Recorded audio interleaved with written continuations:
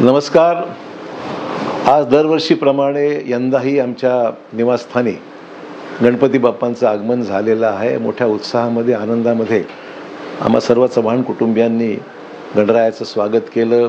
आज पूजा अर्चा झालेली आहे आणि 10 दिवस पुढचे हे संपूर्ण देशामध्ये गणेशोत्सव मोठ्या आनंदाने भक्तिभावाने साजरा केला जातो.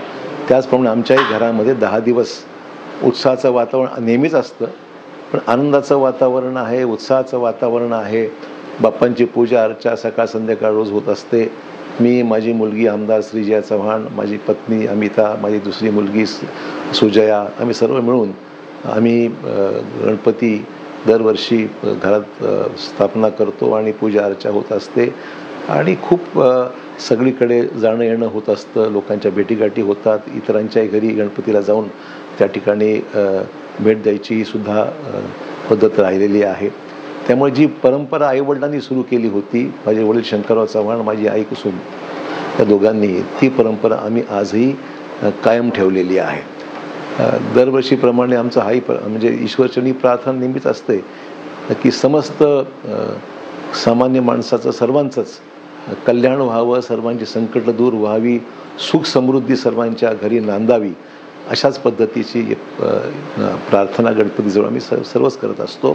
आणि त्याचप्रमाणे शेतकरी जो आपला लाखोंचा पोशिंदा आहे, त्या देशाचं अन्नधान्याची पूर्णपणे काळजी घेणारा आणि लोकांना आपलं सामान्य माणसापासून सर्वांचंच जीवन सुखमय करणारा, कष्ट करणारा, कष्टकरी, श्रमजीवी अशा प्रकारचा आपला जो शेतकरी आहे, त्याच्या जीवनामध्ये सुद्धा खरा आनंद हा नेहमी येत राहावा, त्याचाही सुखसमृद्धी त्यालाही प्राप्त व्हावी. आणि आपण पाहतो की नैसर्गिक आपत्ती ही नित्याची बाब झालेली आहे आणि या नैसर्गिक आपत्तीवर मात करण्यात आपण पाहिलं की परवा मोठ्या प्रमाणावर पाऊस झाला, अतिवृष्टी झाली, वादळ वार झालं, त्याच्याही नुकसान झालं, पिकांचंही नुकसान झालं. संपूर्ण महाराष्ट्रभर धरणं जरी भरली असती तरीसुद्धा दुसरीकडे शेतीसुद्धा मोठ्या प्रमाणावर नुकसानीत आलेली आहे. त्यामुळे या नुकसानीवर मात करण्याकरता सरकार तर प्रयत्न करतच आहे, परंतु अशा परिस्थितीमध्ये शेतकऱ्याला दिलासा देण्याचं काम, ईश्वराचा आशीर्वाद, देवाचा आशीर्वाद, गणपती बाप्पाचा आशीर्वाद राहावा आणि विघ्न सर्व टळावी आणि शेतकऱ्याला त्याच्या जीवनामध्ये आनंद मिळावा, त्याला पैसा अडका त्यालाही प्राप्त व्हावा आणि त्याचं जीवन सुखमय व्हावं, अशा प्रकारची अपेक्षा आणि किंवा विनंती किंवा प्रार्थना आम्ही गणपतीरायाला नेहमी करत आहोत.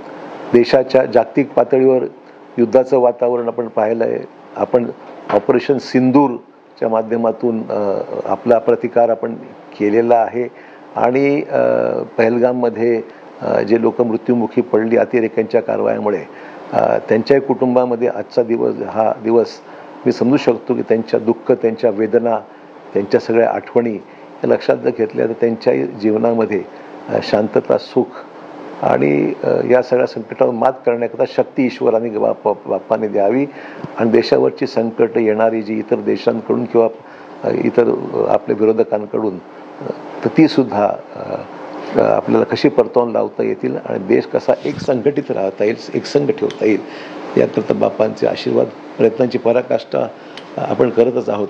त्याच्यामुळे ईश्वराची साथ आम्हाला यात मिळावी आणि देशामधले प्रश्न मार्गी लागण्याकरता बाप्पांचा आशीर्वाद ही त्याच्यामध्ये अतिशय महत्त्वाचा ठरणार आहे. तर एवढंच या निमित्तानं सांगायचं आहे. गणपती बाप्पा मोरया.